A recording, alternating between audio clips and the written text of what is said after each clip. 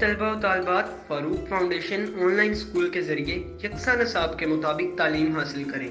अगर हमारी वीडियोस पसंद आएँ तो चैनल को सब्सक्राइब करें और दोस्तों के साथ शेयर करें और बेल आइकन को लाजमी प्रेस करें ताकि आने वाली नई तालीमी वीडियोस आपको मिल सके। अस्सलाम वालेकुम बच्चों, ऑनलाइन स्कूल से आप मुकम्मल तालीम हासिल करके बोर्ड का इम्तहान बराए जमात नहमो दहम बेहतर तौर पर पास कर सकते हैं। अपनी उम्र और तालीम के मुताबिक मज़ीद तालीम हासिल करें। वालिदैन से फ़ोन या कंप्यूटर पर हमारी वीडियोस के ज़रिए तालीम हासिल करने की दरख्वास्त करें। रोज़ाना 1 से 2 घंटे ऑनलाइन पढ़ाई करें और जब आप स्कूल जाएंगे तो आपको मज़ीद किसी मदद की ज़रूरत नहीं होगी। इस तरह पढ़ाई करके अपना वक्त और वालिदैन के अखराजात में बचत कर सकते हैं। ऑनलाइन स्कूल की कोई फ़ीस नहीं है। जूम पर भी क्लासेस का फ़ायदा उठा सकेंगे। हर क्लास और हर मज़मून की मुकम्मल तालीमी वीडियोस मौजूद हैं। Assalamu alaikum dear students. So you are watching Farooq Foundations and you are taking the lecture by the help of the greatest foundation in the world. So हम लोग आज का जो टॉपिक डिस्कस करने वाले हैं वो है द मैकेनिज़्म ऑफ ब्रीथिंग। सांस लेने का मैकेनिज़्म हम डिस्कस करेंगे। The physical movements associated with the gaseous exchange are called breathing. Basically वो कहते हैं जो हमारी फ़िज़िकल मूवमेंट्स होती हैं, हरकत होती हैं, जिनके ज़रिए गैसों का तबादला होता है, जो एसोसिएट करती हैं उनके साथ, उसको हम लोग कहते हैं breathing. There are 2 phases of breathing. यहाँ पे 2 फेजेस हैं स्टूडेंट्स ब्रीथिंग के। One is inhalation and the second one is exhalation. So firstly we will talk about the inhalation, then we will talk about the exhalation. Okay students, so यहाँ पे देखें first one inspiration and inhalation. So inhalation आप अभी सोच रहे होंगे, अभी तो हम लोगों ने कहा कि सिर्फ 2 फेजेस को हमने डिस्कस करना है, तो यहाँ पे तो 2 नाम लिखे हुए हैं। So don't be confused. यहाँ पे आपने क्या करना है, इनहेलेशन का मतलब भी इंस्पिरेशन है एंड इंस्पिरेशन का मतलब इनहेलेशन है। So these are 2 words with the same meanings. During inspiration के दौरान क्या होता है, द रिब मसल्स कॉन्ट्रैक्ट, जो पसलियों के मसल्स होते हैं वो कॉन्ट्रैक्ट करते हैं and the ribs are raised, और रिब्स जो हैं वो ऊपर की तरफ मूव कर जाती हैं। At the same time students the dome shape diaphragm, एक डायाफ्राम होता है जो डोम शेप होता है, गुंबद नुमा, ठीक है, कॉन्ट्रैक्ट्स, वो कॉन्ट्रैक्ट करता है एंड इज लोवर्ड, और वो नीचे की तरफ, रिब्स ऊपर चली जाती हैं और डायाफ्राम नीचे आ जाता है। This movements increase the area of thoracic cavity. अब इस मूवमेंट से क्या होता है, थोरेसिक कैविटी जो होती है उसका एरिया जो होता है वो क्या कर जाता है, बढ़ जाता है, which reduces the pressure on lungs, जिसकी वजह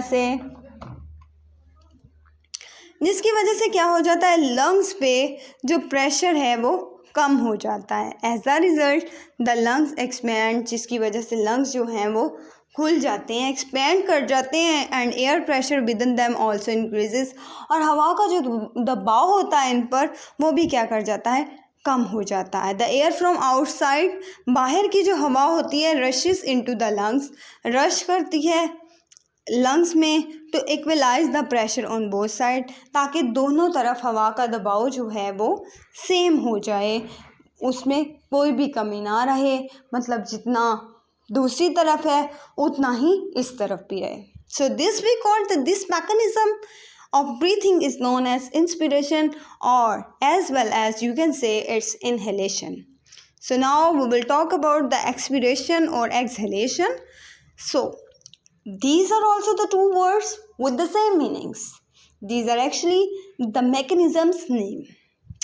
So यहाँ पे स्टूडेंट्स लिखा हुआ है after the gaseous exchange in the lungs, जब लंग्स के अंदर गैशियस एक्सचेंज, गैसों का तबादला हो जाता है, the impure air is expelled out in exhalation, तो इम्प्योर जो प्योर हवा नहीं होती वो बाहर निकाल दी जाती है।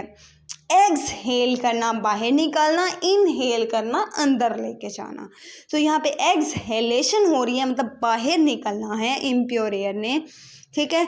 The rib muscle relax, ribs के जो मसल्स होते हैं वो रिलैक्स करते हैं, bringing the ribs back to the original position, क्योंकि ऊपर इनहेलेशन में रिब्स जो थी वो ऊपर चली गई थी, तो यहाँ पे आके क्या होगा, रिब मसल जो है वो रिलैक्स कर जाएंगे और रिब्स जो हैं वो वापस अपनी असल पोजीशन पे आ जाएंगी। डायाफ्राम ऑल्सो रिलैक्स, डायाफ्राम भी रिलैक्स हो जाएगा and it gets its raise dome shape. तो ये अपनी डोम शेप जो शक्ल थी उसको इख्तियार कर लेगा।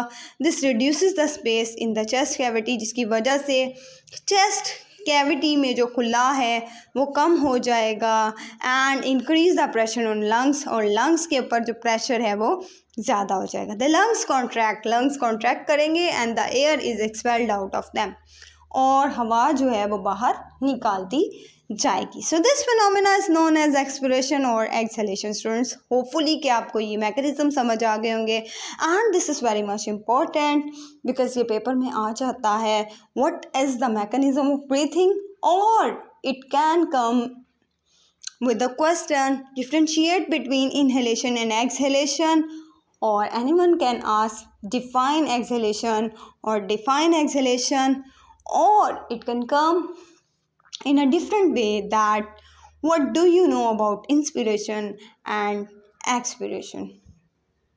ठीक है स्टूडेंट्स, तो इसको आपने अच्छे से प्रिपेयर करना है। Now we are moving towards the next topic. Here you can see students, human breath 16-20 times per minute in normal circumstances. वो कहते हैं इंसान जो होते हैं वह 16 से 20 दफ़ा जो हो क्या करते हैं, 1 मिनट में जो है इंसान सांस लेते हैं नॉर्मल कंडीशन में, मतलब जब वो रेस्ट कर रहे होते हैं। तो स्टूडेंट्स, आपका ये बहुत इंपॉर्टेंट MCQ है, 16 से 20 टाइम पर मिनट जो है इंसान सांस लेते हैं। The rate of breathing is controlled by the respiratory centre in the brain. वो कहते हैं रेट ऑफ ब्रीथिंग का जो रेट है, ब्रीथिंग की जो शरह है वो कंट्रोल की जाती है रेस्पिरेटरी सेंटर के थ्रू इन द ब्रेन के अंदर। The respiratory centre is the sensitive to the concentration of carbon dioxide in the blood. अब रेस्पिरेटरी सेंटर जो होता है वो बहुत सेंसिटिव पार्ट होता है to the concentration of carbon dioxide, जो ब्लड में कार्बन डाइऑक्साइड की कंसनट्रेशन होती है उसके। When we do some exercise or some hard job, our muscle cells carry out cellular respiration at greater rate। वो कहते हैं जब हम कोई काम करते हैं, हम एक्सरसाइज करते हैं, कोई बहुत ही बड़ा टास्क कर लेते हैं, तो हमारे मसल सेल्स जो होते हैं उनके अंदर सेलुलर रेस्पिरेशन होने लग जाती है, सेल लेवल पे रेस्पिरेशन हो जाती है एट ग्रेटर रेट, बहुत ज़्यादा शरह में। It results in the production of more carbon dioxide, जिसकी वजह से क्या होता है, बहुत ज़्यादा कार्बन डाइऑक्साइड बनती है which is released in the blood, जो बाद में रिलीज़ कर दी जाती है ब्लड में। This greater than normal concentration of carbon dioxide. वो कहते हैं कि ये जो होती है बहुत ज़्यादा होती है, नॉर्मल जो कंसनट्रेशन होती है कार्बन डाइऑक्साइड की, stimulates the respiratory centre of brain. वो स्टिमुलेट करती है ब्रेन के रेस्पिरेटरी सेंटर को। The respiratory centre sends message to the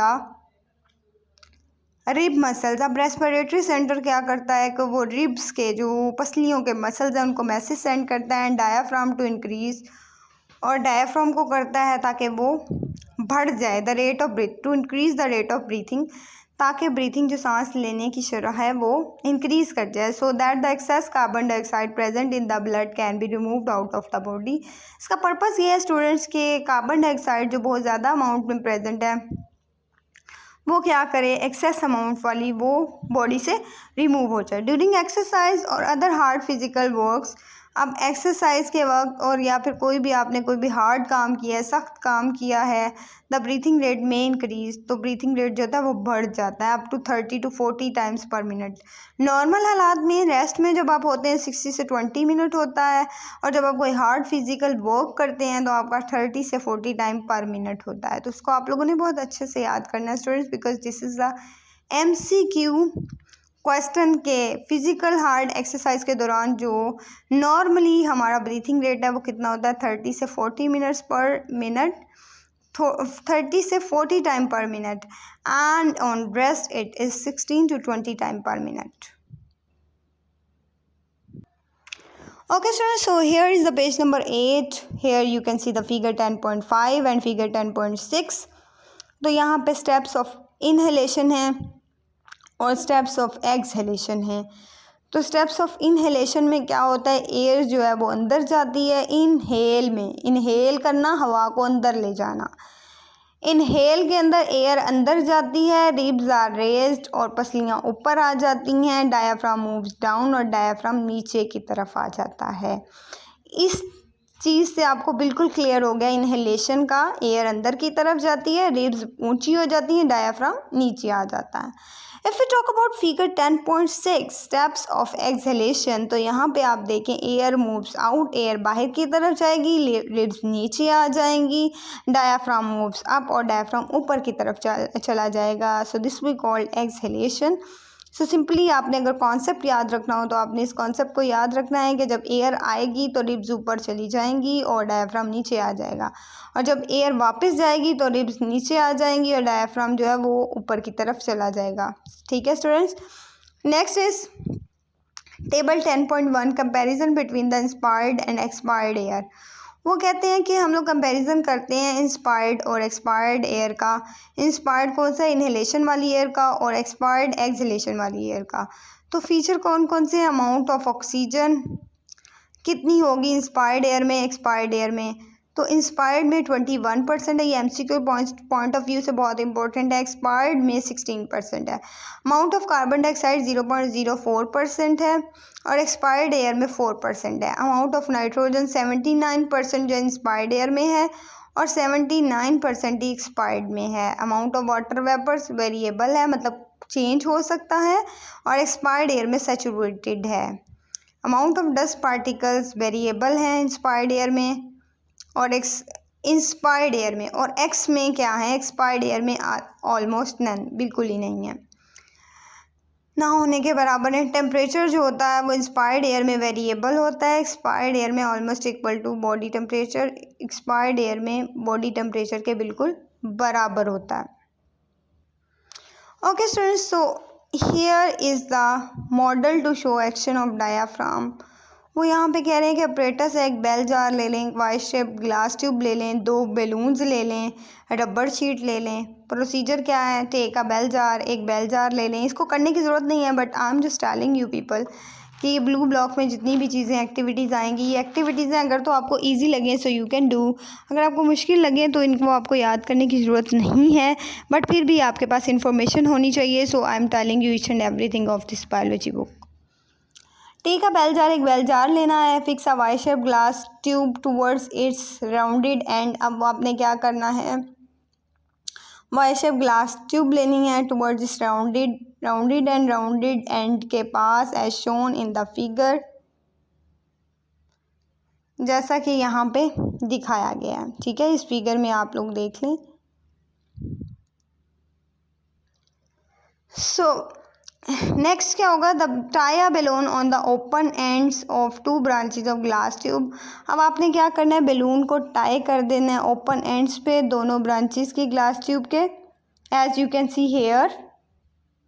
तो स्टूडेंट्स यहाँ पे आपने क्या कर दिया, दोनों एंड्स पे बेलून को टाई कर दिया।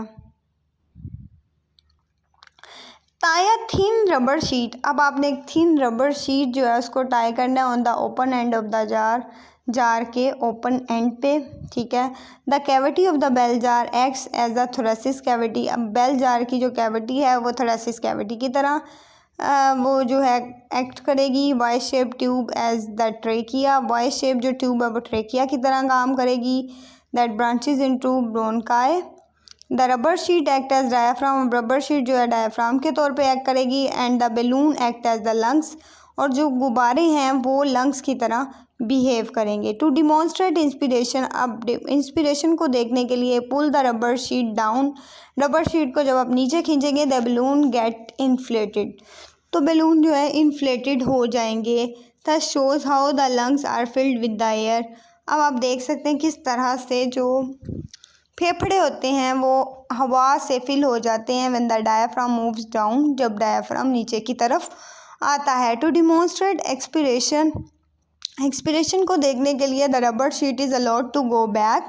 तो रबर शीट जो है वो बैक की तरफ आएगी to its original position. The balloon get deflated, balloon जो होगा वो डीफ्लेट हो जाएगा। दिस शोज, अब ये शो करेगा that the lungs are deflated when the diaphragm come back to the original position. अब लंग्स डीफ्लेटेड कब होंगे?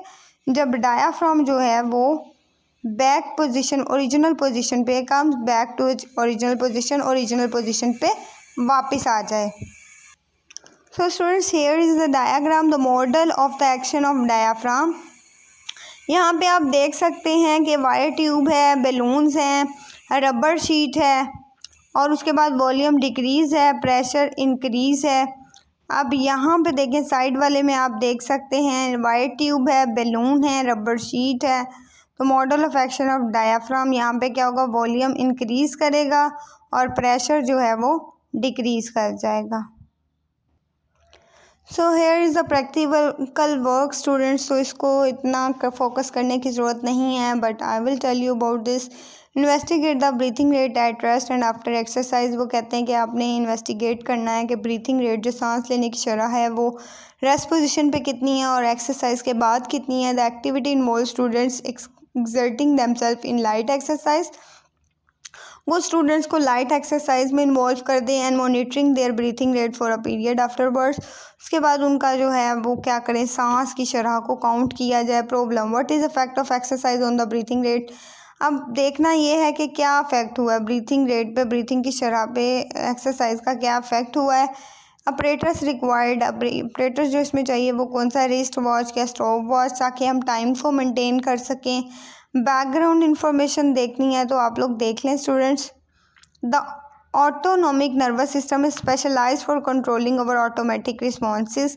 वो कहते हैं नर्वस सिस्टम जो है वो स्पेशलाइज्ड मतलब होता है इस तरह का कि वो ऑटोमेटिक रिस्पॉन्सेज को कंट्रोल कर रहा होता है। फॉर एग्जांपल ब्रीथिंग रेट, जैसा कि ब्रीथिंग रेट, हार्ट रेट, दिल की धड़कन का जो रेट होता है, डाइजेशन, इन सब चीज़ों को कंट्रोल कर रहा होता है। These are the processes that we do without conscious thought.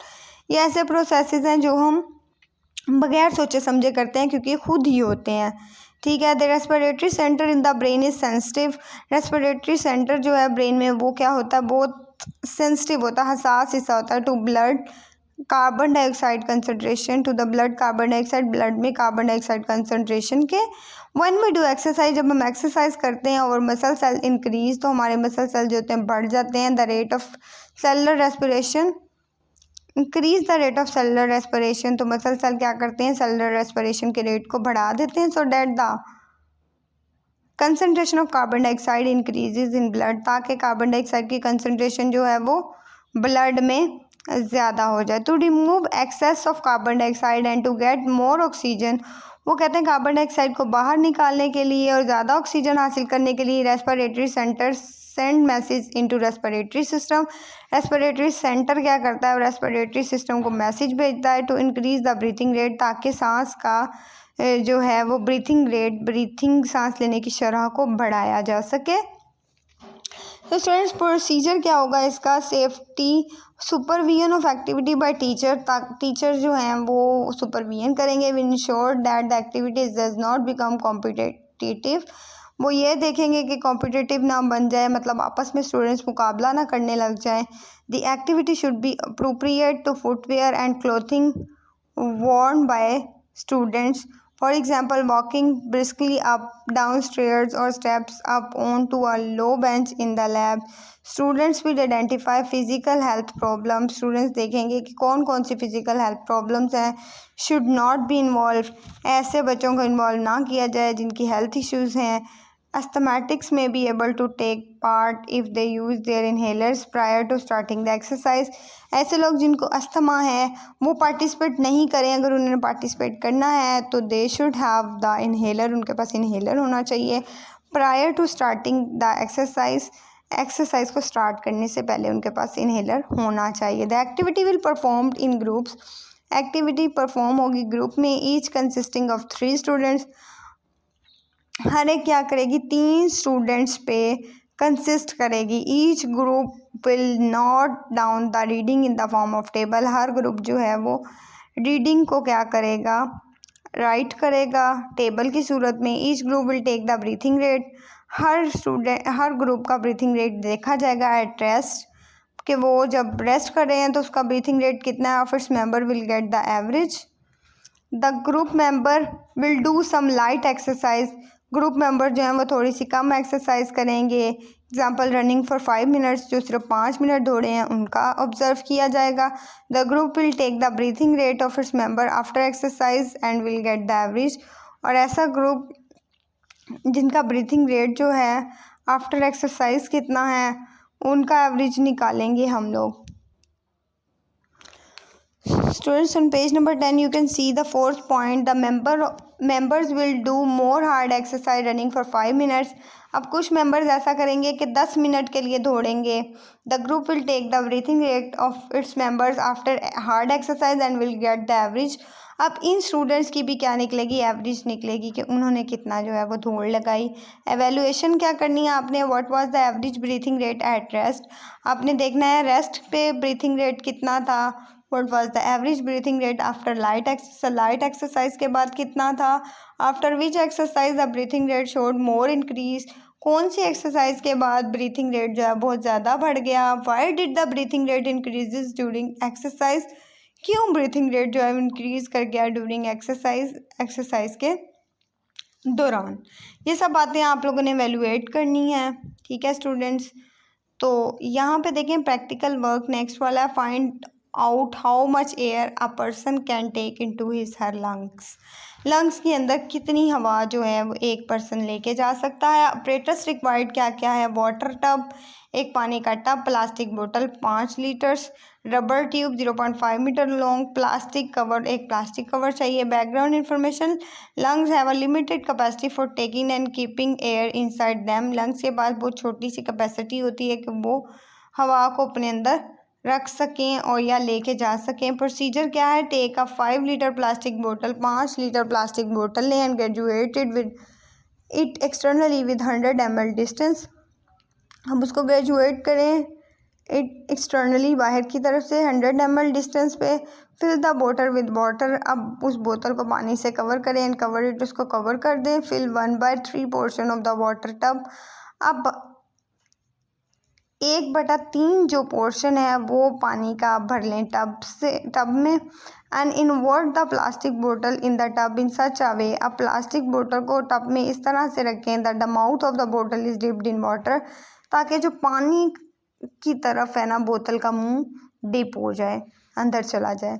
Remove the cover from the mouth of the बोतल, अब कवर को रिमूव कर दें बोतल के मुंह के आगे से। And insert one and of the rubber tube into the बोतल, अब आपने इंसर्ट कर देना है एक एंड जो है रबर ट्यूब का बोतल के अंदर। टेक अ डीप ब्रीथ, अब बड़ा सा सांस लें। Exhale the air into the बोतल, अब क्या करना है आपने एक्सहेल करना है एयर को इनटू द बोतल में थ्रो द रबर ट्यूब से। Here you can see mark the बोतल एंड फिल इट, पहले आपने मार्क करनी है बोतल, उसको फिल करना है। इन्वर्ट द बोतल in water and tub and insert rubber tube in its mouth, rubber tube जो है उसके मुंह में लगा देनी है। Exhale air into rubber tube में एक्सहेल करनी है हवा। Note the lowering of water level इन बोतल के अंदर किस तरह से वाटर लेवल जो है वो लो हो रहा है उसको आपने देखना है। Observation, note the lowering of water level इन बोतल, वाटर लेवल कितना लो हो गया बोतल में वो देखना है। Result, the water level louvers when the exhale air goes into the बोतल, जब एक्सहेल हुई हवा जो है वो बोतल के अंदर जाएगी तो वाटर लेवल कम हो जाएगा। The volume of water that leaves the बोतल, वॉल्यूम जो होता है वाटर का जो बोतल को छोड़ देगा is equal to the volume of air exhaled, वो उस वॉल्यूम के इक्वल होगा एक्सहेल एयर के फ्रॉम द लंग्स, जो लंग्स से एक्सहेल हुई, ठीक है। Evaluation, what does the lowering of water level in the बोतल इंडिकेट, अब आपने ये बताना है कि क्या शो किया, लोवरिंग वाटर लेवल कम हुआ बोतल में, इसने क्या इंडिकेट किया। ओके स्टूडेंट्स, तो इसको अच्छे से प्रिपेयर करें। पेज नंबर 11 पे जो प्रैक्टिकल वर्क है इसको हम बाद में डिस्कस करेंगे in the next lecture. So please keep watching Farooq Foundation for your biology lectures because it's very good site for students learning. Thank you very much.